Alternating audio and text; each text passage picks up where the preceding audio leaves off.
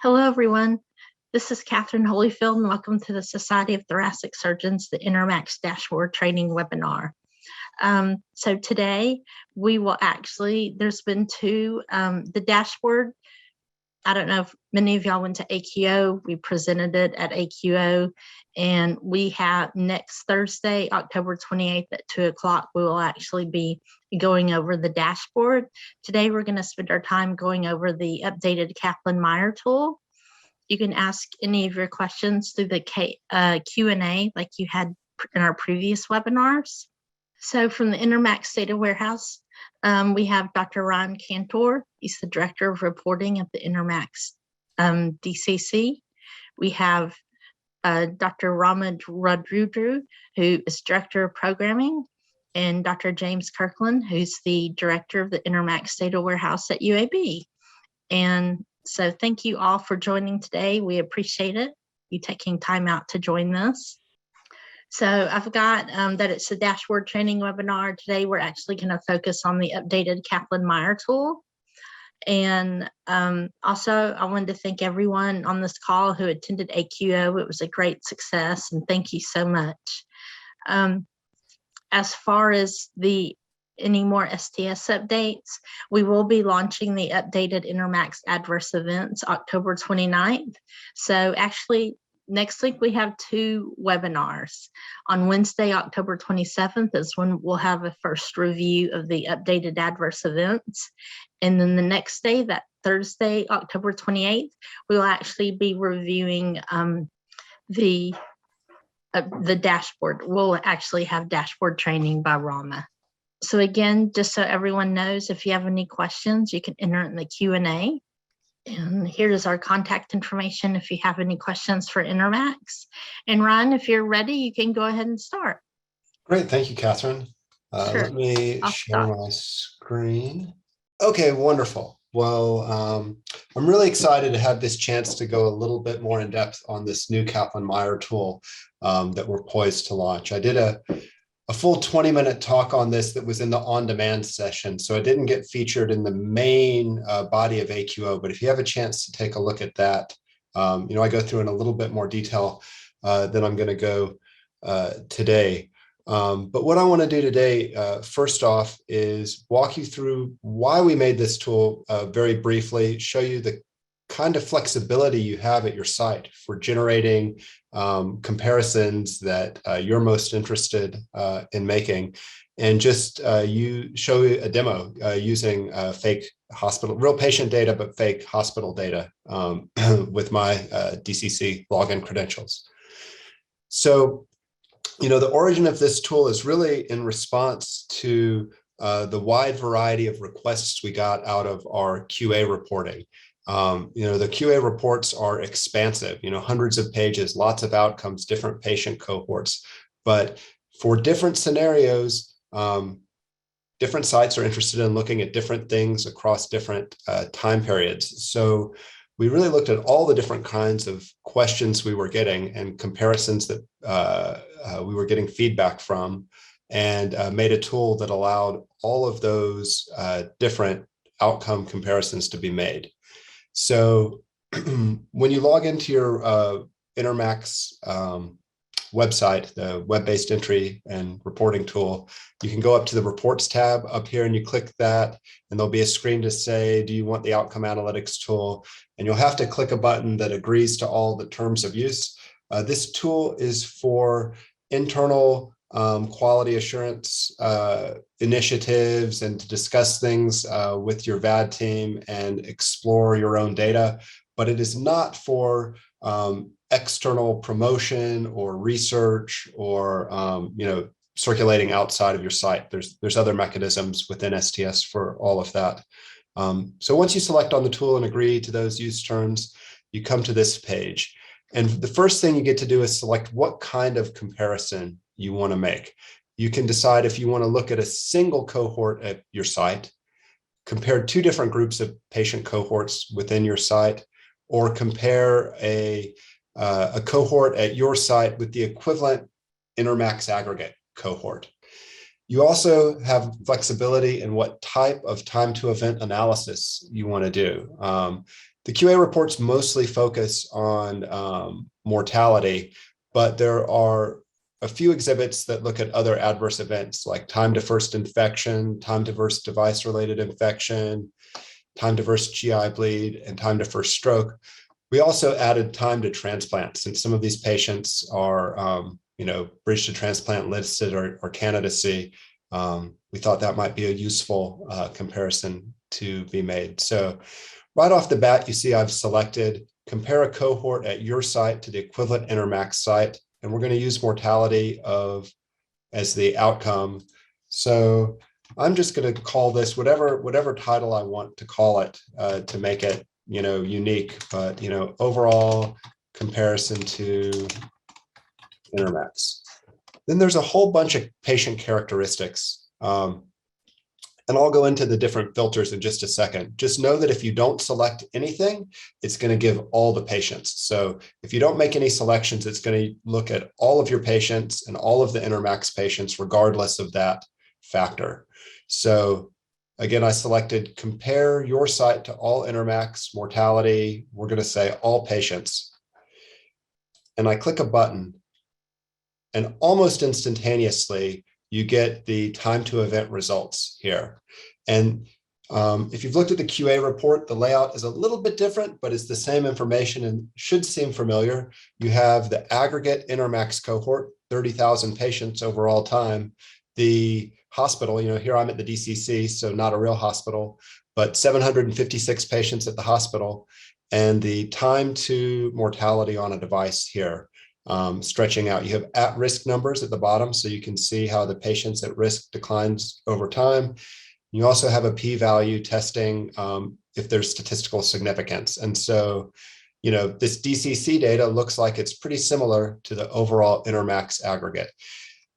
This Kaplan-Meier is equivalent to the main outcome exhibit in the cumulative overall patient cohort QA report. Now, let's say you really wanted to limit that to a more contemporary cohort, more like something from the recent all-patient QA report. That's where you can start using these filters. So I'm just going to use a start date of, say, 1/1/2020. And then it's going to default to whatever the date of the data pull. So this data pull has data through 7/31/2021. We anticipate we'll be able to update the data pulls for this approximately monthly. But so I select the time period I want to limit it to from patients implanted 1/1/2020 to 7/31/2021. And instantaneously, I get that result. So, of course, follow-up is a lot less when you have limited the patients to the last year or so, year and a half or whatever. The numbers drop down. And although it's not statistically significant, you can see this fake DCC site, might be trending lower than the overall Intermacs average. So this is the equivalent to the Kaplan-Meier you would get as the main exhibit in the all-patient recent report. Okay, so now let me kind of walk through the different filters you can choose. So you can decide whether or not you want, if you don't click anything, you're just going to get all patients. If you select primary patients, these will be patients that their first Intermacs device listed a history of VAD versus prior.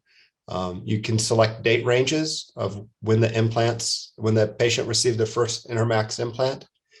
You could select different genders, race, age group, pre-implant characteristics, pre-implant device strategy, device type, or flow type. So let me walk through this with just a single cohort at the DCC site. So imagine we just wanted to look at time to transplant for all patients at the DCC site, just a single cohort. I can select single cohort, time to transplant. I'm not going to worry about the label right now, but you could label it whatever was useful there. Make sure I've cleared out all the other filters. So now the outcome is no longer survival on a device, but time to transplant. So, every little step down means patients are getting a transplant. And you can get a clear picture of that for the DCC site. Let's say we wanted to compare two cohorts within the DCC site. So I'm going to leave the outcome as transplant, but here I'm going to select two. You can see when I select the this compare two cohorts, the second cohort options become available. So just for demonstration purposes over here, I'm going to select bridge to transplant listed and bridge to candidacy patients. And I'm going to select a mutually exclusive group for cohort 2 to make a valid comparison. Here I'll select DT patients, and then I'll get the plot. So here I can see time to transplant for my cohort 1 patients, all those bridge to transplant patients, as expected, much more transplant in that group compared to the DT group. So you can see some patients in the DT group do eventually transition to get listed and receive a transplant. So, I don't know if this is interesting or not, but you can make these types of comparisons here. Let's see, another scenario that someone asked me recently in a minor data request was, let's take a look at our time to infection, but I only want to look at it in the patient profile 1, the sickest patients at my site. So I'm going to compare a cohort to the Intermacs aggregate. I'm going to clear this and select critical. I'll do the first 2 groups: critical cardiogenic shock, progressive decline, time to first infection. I'm just going to pick a date to make it a little bit more contemporary. So we'll get that plot. Okay, so we can see for patients implanted since 1/1/2018, we're looking at time to first infection for the sickest patients. And we see, maybe hospital, the DCC has a little bit room to improve there. I want to do one last scenario just to plant an idea for why this might be particularly helpful for different quality initiatives. Is you could look at 2 cohorts within your site and specify exactly what time frame you want to do. So maybe we'll say 2016 to 12/31/2018, and then we'll do 1/1/2019. So I've selected a few years a little while ago, and then the most recent 2.5 years. I'm just selecting 2 cohorts and mortality, but you could select any time frame you wanted here to compare. So we'll just see, has mortality changed in these 2 different timeframes at hospital X? And we see here, it's actually stayed pretty similar between those 2 different cohorts. So with this, you can see just the immense possibility of different characteristics, different outcomes, different kinds of comparisons, and also the speed at which you get these results. I mean, it's instantaneous. The other thing I want to mention, this is using the same reporting quality data on the back end. This is the same data that goes into the data sets and the builds that get used in the QA results. So with that, I'll take any questions. I don't know, Catherine, was there anything you wanted to add or anything that I missed in this brief demo?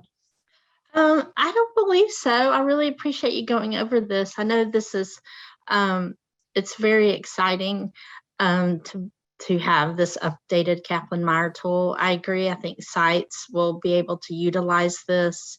And I know that you have, we have on the Intermacs, the homepage under the Kaplan Meier tool, that you have also posted a training session, I believe, that you provided at AQO. Mm-hmm. It's not up there yet. I know that everyone can find it under the on demand at AQO for Intermacs. And we'll be developing a quick start document, both for this and the dashboard. Yeah, and like you said, the QA talks that both Rama and I did. So we'll have a lot of resources for people really needing click-by-click instructions and kind of top overviews as well. Yeah, do you have any other scenarios you could possibly go through? Do you have another one? Any related to like the device-related infection, possibly? Sure, let's take a look. Okay. So you want to compare like this a site to the device-related infection. Sure. Maybe within older patients. I don't know. I'm just making Yeah, that something would up. work. Yes. Great. So, I mean, first off the bat, you can see there's really not a, let me make sure I don't have, let me clear the dates on here too. Yeah, there we go. So this is across all time. You know, older patients at this site, 60 and above, to the overall Intermacs aggregate. Maybe let's make this a little bit more contemporary. Say 1/1/2018, because maybe things have changed over time. Okay, so we can see the Intermacs aggregate, you know, only 5,000 patients have been implanted since 1/1/2018, you know, in these older age ranges. In Intermacs overall, the DCC hospital only has 138 patients. And from that, you can see a depiction of freedom from first device-related infection. So, you know, the DCC is trending below Intermacs, but there's not, you know, statistical evidence to say that this is a real meaningful departure from the aggregate. Oh, someone, I just see one of the questions. What are the options for exporting the results? So one thing that's really important, and I mentioned this in our quick start guide, whenever you're evaluating one of these outputs, you need to provide what information went into it. So we're working at ways to put a table underneath that really concisely say the selections. But my best recommendation right now for exporting the result is to just do a right click and print to a PDF, and then all of the selections that you have will be saved. I'm not prepared to demo it right now, but there's a screen right before this that actually helps you manage different scenarios. So you can like save the scenarios that you want to run regularly. But for exporting it, I would print to a PDF. You can always right click and save the image, but like if you were going to put that on a slide to show anyone or to share with your team, you would want to be sure to write down the characteristics. So that's one of the features we plan to add, you know, as we roll out future editions of this is, you know, how to concisely write the selections right on this. And then in that case, there'll be something much easier to grab, but print to PDF would be the best bet right now. I see a question on when will the report, this tool be going live? We're shooting for the end of this month. Yes. I believe it'll probably be either October 29th or that following Monday, November 1st. I know October 29th, where the updated adverse events are going live. So the Kaplan Meier tool most likely will go live Monday, November 1st. And we have a few more questions. Will the webinars next week be on demand or on YouTube? So Brenda, yes. We record the webinars and then we do post them on the STS website under webinar, the Intermacs webinars. And so it will be uploaded. The slides will be posted and you will be able to watch a YouTube version of this. Catherine, there were also a couple of questions in the chat. I can read those if you don't see them. I see them. I see the chat. Yeah, just a reminder, if everyone could submit their questions, the Q&A, our presenters work out of the Q&A. It's a little easier to keep all the questions in one location. Okay. Kelly's asking, we anticipate starting Intermacs at my organization soon. What type of team members typically have access to this tool? Thanks. Well, Kelly, we'd like for everyone to at least have training on this before, so you'll be able to use it, but it's available to all users at your Intermacs site. The next question is, this one would be for you, Ryan. Can you obtain a patient detail for comparisons? Okay, so can data be obtained with patient details? I don't quite understand, like, the underlying data that creates this. Like, you have your own sites data that's generated quarterly, and the aggregate Intermacs data can't be shared with independent hospitals outside of like projects. So the way to get aggregate Intermacs data would be to look at the QA report, to look at this report, or to submit a minor data request for some unique one-time look. But I'm not sure I understood the question exactly. Okay, she said thanks. The other question is from Ashley. Can you add survival percentage to this output for time points, like 6 months, 1 year, 2 year? That's a feature we're actually, it won't be there for launch, but it's on our list, because we don't want people to have to just guess what a value is. So we absolutely want to have a table underneath this, just like our QA reports. It's not a feature that we'll have at launch, but on our short list of items to add. Okay, thanks, Ryan. Question from Curtis. Are there any updates on a timeline for some of these tools to be integrated with PDMacs? That might be a question for STS, but we're ready to start the job, Catherine. Okay, great. So Curtis, we're looking into that, and we'll definitely make an announcement when we're working on this. And this is off topic, but Melissa wants to know when she can expect audit results. Melissa, actually, we should be receiving the reports any day now.